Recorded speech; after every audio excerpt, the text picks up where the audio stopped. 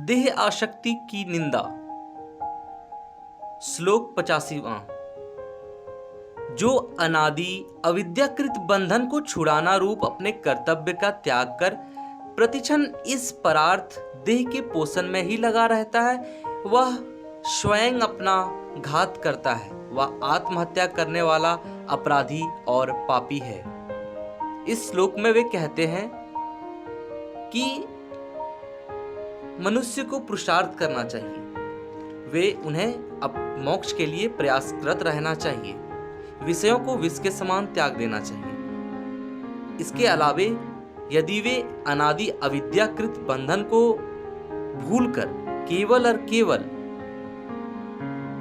भोग रूपी, विषय रूपी इन सब चीजों में स्वयं को पोषित कर रहे हैं, तो वह अपना स्वयं का ही हानि करता है और वह आत्महत्या करने तुल्य है, क्योंकि आज नहीं तो कल यह विषय उन्हें अपना ग्रास बना लेगी।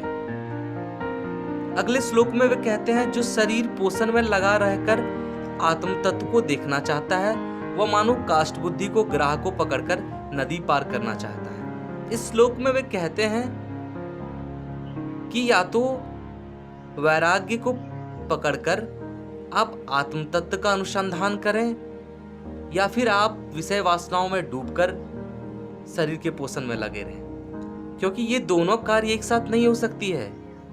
जो शरीर पोषण में लगकर आत्म तत्व को देखना चाहता है, वह मानो काष्ठ बुद्धि से ग्राह को पकड़कर नदी पार करना चाहता है।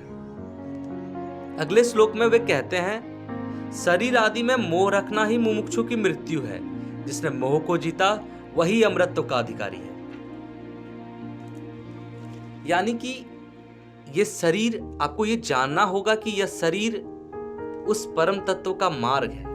यदि आप इस शरीर में मोह रखते हैं, इसे किसी संपत्ति की भांति पोसते हैं, विषयों में डुबा कर रखते हैं, तो आज नहीं तो कल आपका यह शरीर नष्ट हो जाना है। तो शरीर आदि में मोह रखना ही मुमुक्षु की मृत्यु है, जिसने मोह को जीता वही अमृतत्व का अधिकारी है। हे सौम्य, देह, स्त्री और पुत्र आदि में मोहरूप महामृत्यु का त्याग कर, क्योंकि इसे जीतकर ही मुनिजन सर्वव्यापक और सर्वरूप भगवान विष्णु के उस परम पद को प्राप्त होते हैं, जहां से पुनः आना नहीं होता है और जन्म मृत्यु का यह चक्र समाप्त हो जाता है।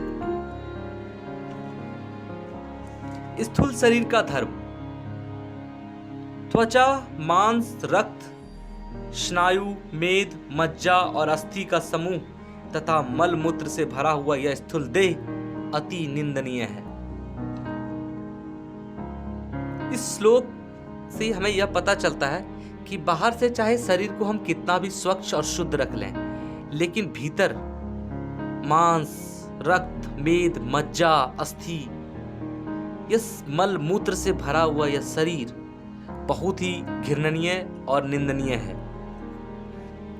पंचकृत स्थूल भूतों से पूर्व जन्म के कर्मों के अनुसार उत्पन्न हुआ यह शरीर आत्मा का स्थूल भोगायतन है।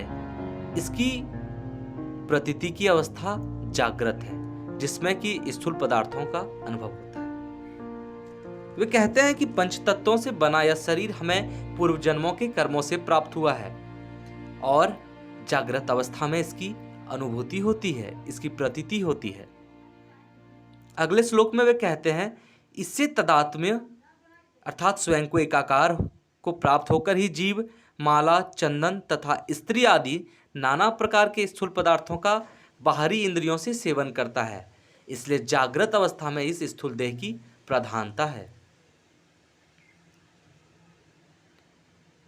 जिसके आश्रय से जीव को संपूर्ण बाह्य जगत प्रतीत होता है, गृहस्थ के घर की तरह उसे ही स्थूल देह जानो।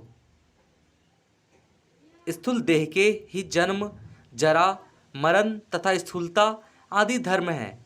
बालकपन आदि नाना प्रकार की अवस्थाएं हैं। वर्णाश्रम आदि अनेक प्रकार के नियम और यम हैं तथा इसी की पूजा, मान अपमान आदि विशेषताएं हैं।